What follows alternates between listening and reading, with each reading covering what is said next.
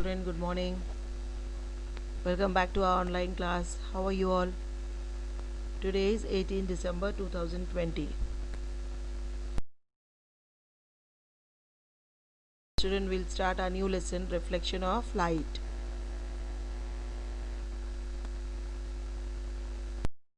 What happens when light hits the mirror? We all see every day how we are able to see the things around us with the help of sunlight or the tube lights. Isn't it? Now the most of the houses have lights, tube lights, LEDs the whole day, isn't it? Not that after evening we on the lights. It's not like that. All the time sunlight come very less in the homes, but the light always from morning to night it's open midnight. So what happens if this light hits the mirror? This is our activity, first activity what we'll see today. What actually happens when the light hits the mirror? The photons in the light are actually absorbed by electrons in the atom on the mirror surface. In turn, these atoms emit new photons, causing a reflection. How can you use a flashlight and mirror to demonstrate reflection? What are the steps? We'll see now. Lay the torch. When the current goes, everyone has torch, emergency lights, right? Torch or the flashlight on its side. Keep it on the table in a dark room. On it, hold a mirror in front of this torch. Where does the beam of light shine?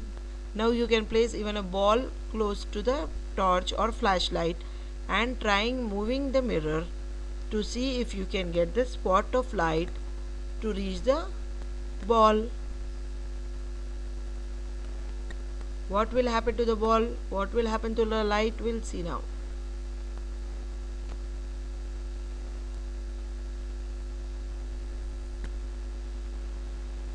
What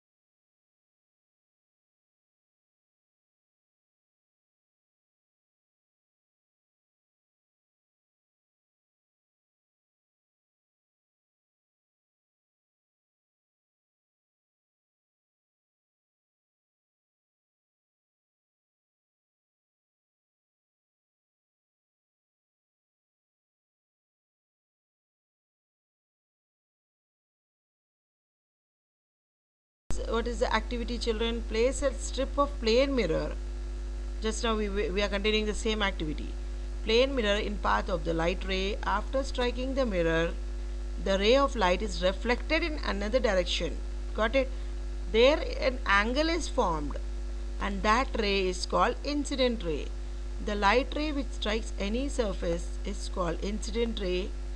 The ray that comes back from the surface after reflection is called reflected ray. Is it clear? Incident ray and reflected ray. The reflection of light from a flat surface such as mirror is called specular reflection. The name of that reflection is given as specular reflection.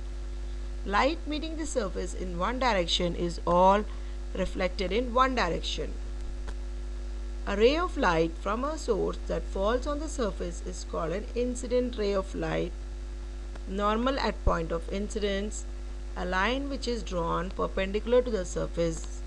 Perpendicular means all of you know in maths, perpendicular means how many degrees? That is making 90 degrees angle with the surface of an object at a point of incidence is called normal point of incidence. How many degree? Understood? 90 degrees and normal. We'll see the angle of incidence and the angle of reflection. These are new terms for you all. You all are studying for the first time, I know, but you listen it carefully and understand the angles, it will become clear. A ray of light traveling in another medium with change in direction is a refracted ray. Angle of incidence, the angle with the incident ray makes with the normal is called angle of incidence. The law of reflection states that when a ray of light reflects off a surface, the angle of incidence will be equal to the angle of reflection. Like I is represented as angle of incidence. See the diagram. Angle of reflection means R, small r is given.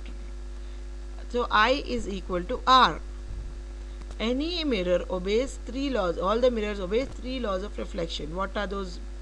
Flat, curved, convex mirrors. Convex or concave. When you place an object in front of the mirror, you see the image of the same object in the mirror, isn't it?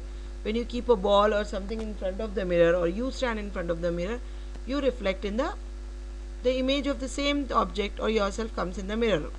The object is a source of incident rays and the image is formed by the reflected ray. When you are standing, your incident ray, and when your image comes on the mirror, it is reflected ray. Got it? An image formed by reflection. How do we get an image in the mirror when we are standing in the mirror? You can question me, isn't it? What, teacher, how we see ourselves? What is that image?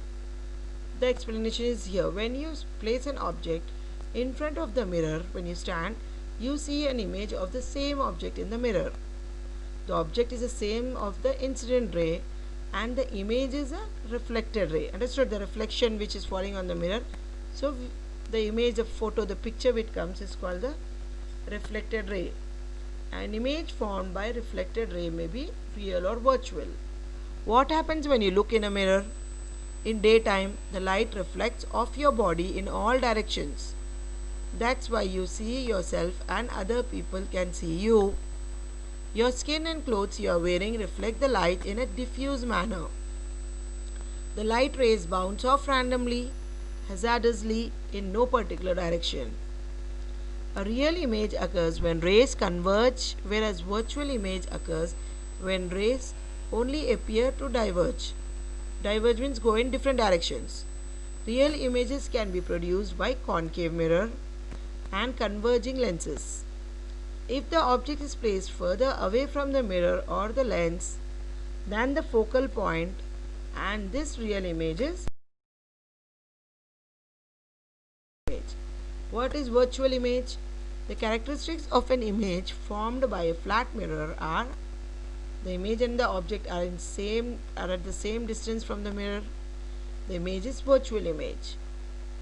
The image is situated behind the mirror. A convex mirror is diverging mirror and forms only one type of image, virtual images. Got it? Virtual images are always erect images, such as that seen in a mirror in which the rays of light appear to be emanating from some object, and that isn't there is called a virtual image. Virtual, which we cannot see, something imaginable, virtual image. Got it? Photos are always images. The photos, the pictures which we take are the images. But there are many images that are not photos. An image is what you see. A photograph is one. Is lateral inversion. A new term is coming up here. Lateral inversion is the effect produced by plane mirror in reversing the images from left to right. This is the reason why ambulance is written laterally inverted, so that the image is aligned properly. I don't know you have noticed or not, on the ambulance The car, it is written. We'll see in the next slide, the picture is there, it will be clear to you all. The causes of lateral image inversion. It is due to the fact that in the plane mirror, the images is as far behind the mirror as the object is in front of it, and that the front of the image and the front of the object face each other. They look similar. This change of sides of an object and its mirror is called lateral inversion. For example, the right hand of a person appears as left hand in the image. When you stand in a mirror, which is your right hand and left hand, you will get confused. Why? Because of it is formed on by a plane mirror. Give 5 examples of lateral inversion which you use in your daily life. One of the most common is the ambulance. See the spelling here. It is painted left to right, inverted on the ambulance, so that when the driver of a vehicle in the front looks into the rear view mirror, he can make out that the word is ambulance quickly and give the way. In the traffic, it can go easily. It's written opposite way. So the images now we can see in the example in our next slide.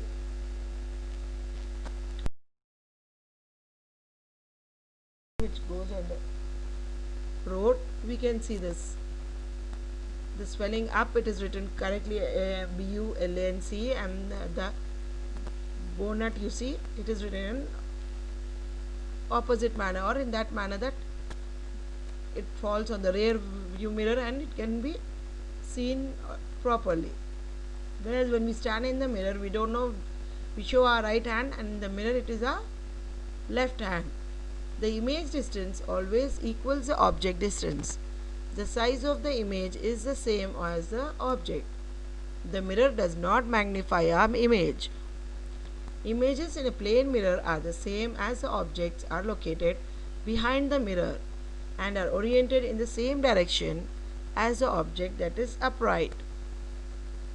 Convex mirrors always create images which are reduced in size, whereas plane mirrors always create images which are same size as the object.